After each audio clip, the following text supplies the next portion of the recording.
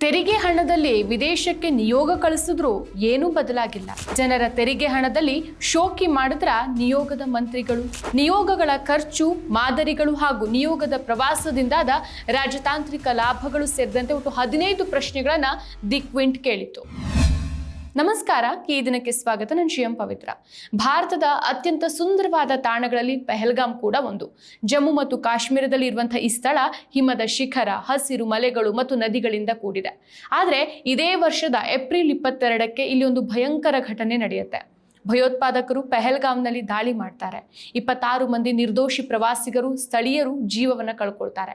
ಇದು ಭಾರತದ 2008ರ ಮುಂಬೈ ದಾಳಿಯ ನಂತರ ನಡೆದಂತ ಅತ್ಯಂತ ಭೀಕರ ಭಯೋತ್ಪಾದಕ ದಾಳಿಯಾಗಿತ್ತು. ದಿ ರೆಸಿಸ್ಟೆನ್ಸ್ ಫ್ರಂಟ್ ಅನ್ನುವಂಥ ಭಯೋತ್ಪಾದಕ ಗುಂಪು ಈ ದಾಳಿಗೆ ಹೊಣೆಯನ್ನು ಹೊತ್ಕೊಳ್ಳುತ್ತೆ. ಸೊ ದಾಳಿಯ 1 ತಿಂಗಳ ನಂತರ ಮೇ 7ಕ್ಕೆ ಭಾರತ ಸರ್ಕಾರ ತನ್ನ ಉತ್ತರವನ್ನ ಕೊಡುತ್ತೆ. ಆಪರೇಷನ್ ಸಿಂಧೂರ್ ಅನ್ನೋ ಕಾರ್ಯಾಚರಣೆಯನ್ನು ಶುರು ಮಾಡುತ್ತೆ. ಈ ಕಾರ್ಯಾಚರಣೆಯಲ್ಲಿ ಭಾರತದ ಸೇನೆ ಪಾಕಿಸ್ತಾನದಲ್ಲಿ ಮತ್ತು ಪಾಕ್ ಆಕ್ರಮಿತ ಕಾಶ್ಮೀರದಲ್ಲಿ POKಯಲ್ಲಿ ಇರುವಂತಹ ಭಯೋತ್ಪಾದಕ ನೆಲೆಗಳ ಮೇಲೆ ದಾಳಿಯನ್ನ ಮಾಡುತ್ತೆ. ಸಂಘರ್ಷ ಮುಗಿದ ನಂತರ ಭಾರತ ಜಗತ್ತಿಗೆ ತನ್ನ ಮಾತನ್ನ ಹೇಳಬೇಕು ಅಂತ ನಿರ್ಧಾರ ಮಾಡುತ್ತೆ. ಭಯೋತ್ಪಾದನೆಯ ವಿರುದ್ಧ ಭಾರತದ ನಿಲುವು ಎಲ್ಲಾ ಪಕ್ಷಗಳಿಂದ ಬೆಂಬಲಿಸಲ್ಪಟ್ಟದ್ದು ಅಂತ ತೋರಿಸಬೇಕಾಗಿತ್ತು. ಹೀಗೆ ಮೇ 23ಕ್ಕೆ ಸರ್ಕಾರ 7 ನಿಯೋಗಗಳನ್ನ ವಿದೇಶಕ್ಕೆ ಕಳಿಸೋದಾಗಿ ಘೋಷಣೆ ಮಾಡುತ್ತೆ. ಸೊ 59 ಮಂದಿ ಸಂಸದರ ನಿಯೋಗ ವಿದೇಶಕ್ಕೆ ಹೋಗುತ್ತೆ. ಅವರು 32 ದೇಶಗಳನ್ನ ಭೇಟಿ ಆಗ್ತಾರೆ. ಈ ನಿಯೋಗ ಸಂಸತ್ತಿನ ಸ್ಪೀಕರ್ಗಳು, ರಾಜಕಾರಣಿಗಳು, ಸಚಿವರ ಜೊತೆಗೆ ಮಾತಾಡ್ತಾರೆ. ಫಾರ್ ಎಕ್ಸಾಂಪಲ್, ಯುರೋಪ್ಗೆ ಹೋದ ನಿಯೋಗ France, Italy, Denmark, UK, Belgium, Germany ಮತ್ತು ಯುರೋಪಿಯನ್ ಯೂನಿಯನ್ ಸಂಸ್ಥೆಗಳನ್ನ ಭೇಟಿಯಾಗತ್ತೆ.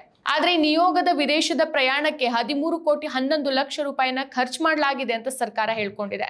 ಆಪರೇಷನ್ ಸಿಂಧೂರ್ನ ಮುಂದುವರಿದ ಭಾಗವಾಗಿ ಪಾಕಿಸ್ತಾನದ ನೆಲದಲ್ಲಿ ನಡೀತಾ ಇರುವಂತ ಭಯೋತ್ಪಾದಕ ಚಟುವಟಿಕೆಗಳು ಮತ್ತು ಉಗ್ರ ಕೃತ್ಯದಲ್ಲಿ ಝೀರೋ ಟಾಲರೆನ್ಸ್ ಅನ್ನ ಸಾರೋಕೆ 7 ನಿಯೋಗಗಳ ತಂಡ ವಿದೇಶಕ್ಕೆ ಹೋಗಿತ್ತು. ಇಂಗ್ಲಿಷ್ ಸುದ್ದಿ ಸಂಸ್ಥೆ ದಿ ಕ್ವಿಂಟ್ ಸಲ್ಲಿಸಿದಂತ ಮಾಹಿತಿ ಹಕ್ಕು ಅರ್ಜಿ ಅಂದ್ರೆ RTIಗೆ ಉತ್ತರಿಸಿರುವಂತಹ ವಿದೇಶಾಂಗ ಸಚಿವಾಲಯ ಸಂಸದರ 7 ನಿಯೋಗಗಳ ಪ್ರಯಾಣಕ್ಕಾಗಿ 13 ಕೋಟಿ 11 ಲಕ್ಷದ 16,647 ರೂಪಾಯಿಗಳನ್ನ ಖರ್ಚು ಮಾಡಲಾಗಿದೆ ಅಂತ ದೃಢಪಡಿಸಿದೆ.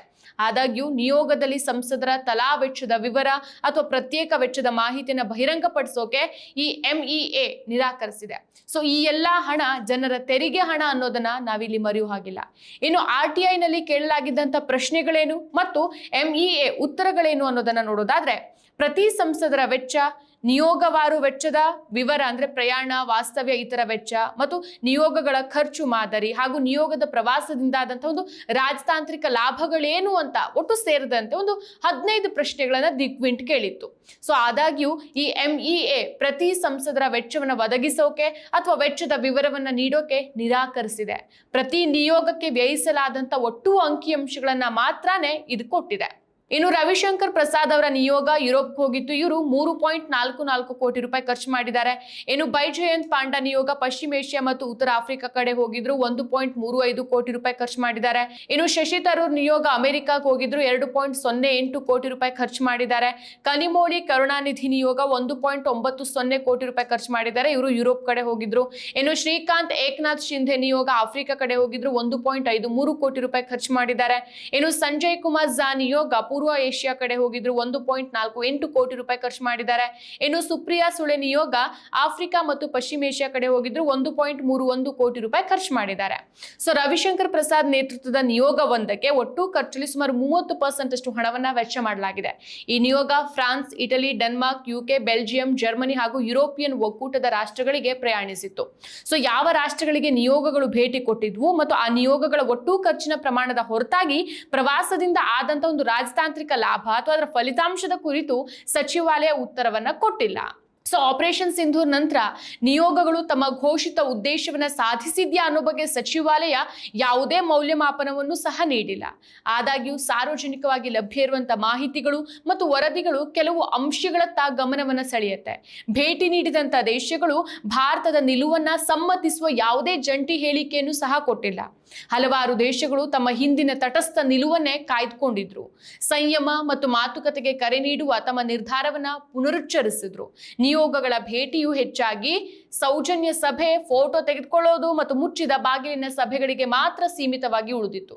ಇನ್ನು ಗಮನಾರ್ಹವಾಗಿ ಸಾಂಪ್ರದಾಯಿಕವಾಗಿ ಭಾರತದ ಮಿತ್ರ ರಾಷ್ಟ್ರಗಳು ಸಹ ಅಂತಾರಾಷ್ಟ್ರೀಯ ವೇದಿಕೆಗಳಲ್ಲಿ ಸ್ಪಷ್ಟ ರಾಜತಾಂತ್ರಿಕ ಬೆಂಬಲವನ್ನ ಭಾರತಕ್ಕೆ ವ್ಯಕ್ತಪಡಿಸಿಲ್ಲ.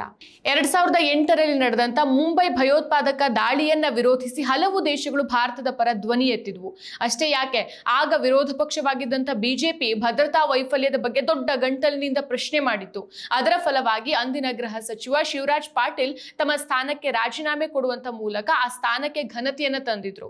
ಸೊ ಮೋದಿ ಅವಧಿಯಲ್ಲಿ 2019ರಲ್ಲಿ ನಡೆದ ಪುಲ್ವಾಮಾ ದಾಳಿ, 2025ರಲ್ಲಿ ನಡೆದಂತ ಪಹಲ್ಗಾಮ್ ದಾಳಿಯಲ್ಲಿಯೂ ಸಹ ಭದ್ರತಾ ವೈಫಲ್ಯನೇ ಎದ್ದು ಕಾಣುತ್ತೆ.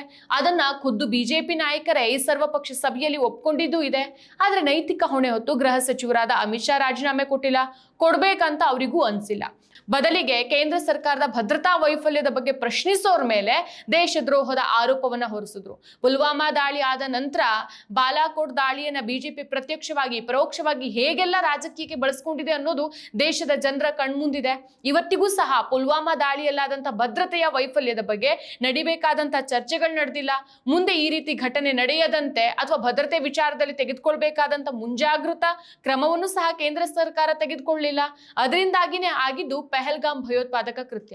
ಹೌದು, ದೇಶದ ಭದ್ರತೆ ಬಗ್ಗೆ ಪುಂಖಾನುಪುಂಖವಾಗಿ ಮಾತಾಡುವಂತ ಬಿಜೆಪಿಯವರು ಕಳೆದ 2014ರಿಂದಾನು ಕೇಂದ್ರದಲ್ಲಿ ಅಧಿಕಾರದಲ್ಲಿದ್ದಾರೆ. ಇವರ ಅವಧಿಯಲ್ಲೇ ಪುಲ್ವಾಮಾ, ಪಹಲ್ಗಾಮ್ ದಾಳಿ ನಡೆದಿದೆ. ಭಯೋತ್ಪಾದನೆ ನಿಗ್ರಹಕ್ಕೆ ಕೇಂದ್ರ ಸರ್ಕಾರ ಏನ್ ಕ್ರಮ ಕೈಗೊಂಡಿದೆ ಅಂತ ಕೇಳಿದ್ರೆ ಅದಕ್ಕೆ ಉತ್ತರ ಇಲ್ಲ. ಆದ್ರೆ ಜನರ ದುಡ್ಡಲ್ಲಿ ಮಂತ್ರಿಗಳಿಗೆ ಬಿಸ್ನೆಸ್ ಕ್ಲಾಸ್ ಫ್ಲೈಟ್ ಬುಕ್ ಮಾಡಿ ನಿಯೋಗವನ್ನ ವಿದೇಶಕ್ಕೆ ಕಳಿಸಿದ್ರು ಏನೂ ಉಪಯೋಗ ಆಗಿಲ್ವಾ ಅಂತ ಜನ ಸೋಷಿಯಲ್ ಮೀಡಿಯಾದಲ್ಲಿ ಪ್ರಶ್ನೆ ಮಾಡ್ತಿದ್ದಾರೆ. ಇದಕ್ಕೆ ಉತ್ತರ ಕೊಡೋ ಧೈರ್ಯ ಇದೆಯಾ?